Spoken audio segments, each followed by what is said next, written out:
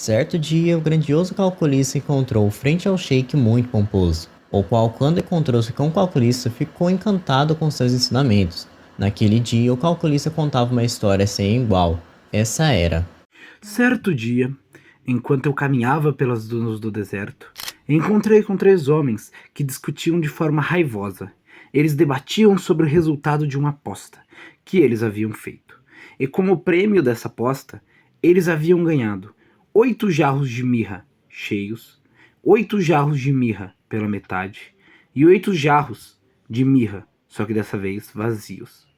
Esses homens não se resolviam, porque para eles era injusto que um ficasse com mais jarros que o outro, tendo em vista que 8 dividido por 3 jamais daria um resultado exato, e desse modo um deles teria que ficar com menos jarros. Sendo assim, como uma pessoa intelectual que eu sou, comecei a pensar no problema e os disse: Senhores, não discutam mais. Peguem um dos vasos cheios e o despeje em um dos vasos vazios, mas apenas metade. Façam isso em todos os outros 7 vasos. Desse modo, vocês terão 24 jarros pela metade, e 24 é um número que tem divisão por 3. Sendo assim, todos vocês receberão 8 vasos de mirra. Pela metade, mas vocês receberão. após contar tal fato, o sheik encantou-se e desafiou o calculista. Caso ele conseguisse ensinar sua filha sobre matemática, ele daria ao calculista uma recompensa à altura. O calculista, que curtiu o desafio, aceitou prontamente. O que o calculista não sabia era que a filha do sheik era uma mulher reclusa, que jamais havia sido vista por homem algum. E seu grande desafio seria ensinar aquela moça sem nunca poder vê-la. Apenas podemos ensiná-la por meio de apresentações, e assim deu-se início a uma grandiosa conversa entre o calculista e ele mesmo. Quando olhamos, Senhora, para o céu em uma noite calma e límpida, sentimos que nossa inteligência franzina para receber a obra maravilhosa do Criador.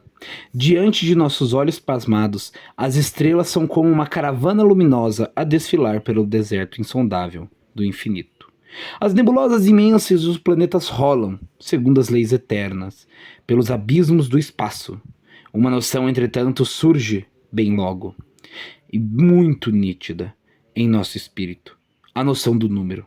Viveu outrora na Grécia, quando esse país era dominado pelo paganismo, um filósofo notável chamado Pitágoras. Alá, porém, é mais sábio. Consultado por um discípulo sobre as forças dominantes dos destinos dos homens, o grande sábio respondeu: os números governam o mundo.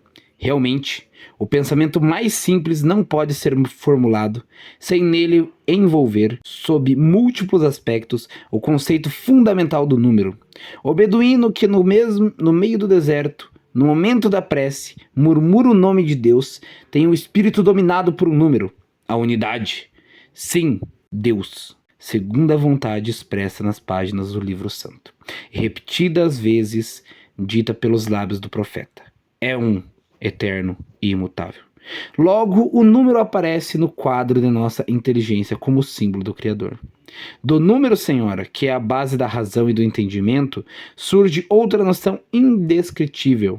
É a noção da medida. Medir, Senhora, é comparar. Só são, entanto, suscetíveis à medida as grandezas que admitem o elemento como base da comparação. Será possível medir, então, a extensão do espaço? De modo nenhum. O espaço é infinito, e assim não admite termo de comparação. Será possível avaliar a eternidade, Senhora? De modo nenhum. Dentro das possibilidades humanas, o tempo é sempre infinito, e o cálculo da eternidade não pode ser efêmero e servir de unidade e avaliação.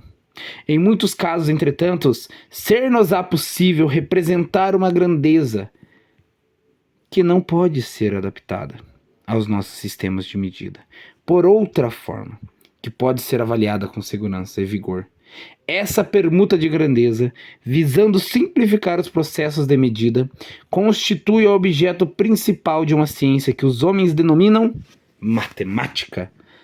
Para atingir o seu objetivo, precisa a matemática estudar os números, suas propriedades e transformações. E assim, Senhora, começaremos a falar um pouco sobre essa tal matemática. Assim, a primeira parte do ensinamento do calculista chegou ao fim, e o início de sua caminhada com a filha do Sheik começou.